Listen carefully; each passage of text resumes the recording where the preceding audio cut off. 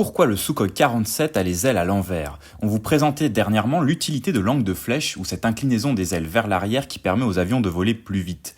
Mais alors qu'en est-il des ailes inclinées vers l'avant ou à flèche négative? Si le principe général est le même que pour les ailes à flèche positive, il y a cependant quelques différences. Mais avant tout, petit rappel pour ceux qui n'auraient pas suivi.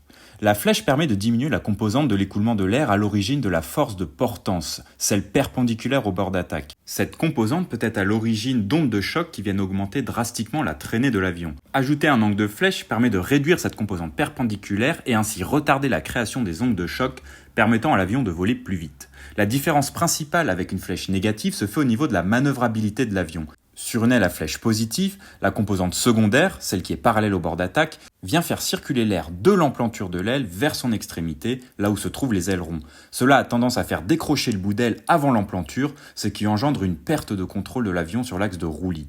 Ce décrochage en bout d'aile menace particulièrement les avions de chasse qui effectuent des manœuvres brutales et à fort angle d'incidence, et c'est exactement ce problème qu'on a tenté de résoudre avec la flèche négative.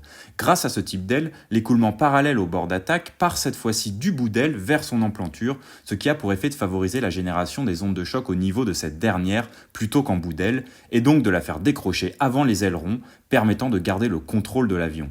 L'inconvénient d'une telle configuration est qu'elle rend l'aile sujette à certains phénomènes d'aéroélasticité.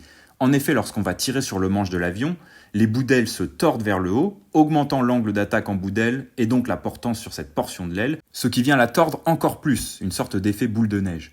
Et donc pour résister à une telle torsion, il faut rigidifier l'aile, ce qui peut la rendre plus lourde, ou alors maîtriser à la perfection l'utilisation des matériaux composites.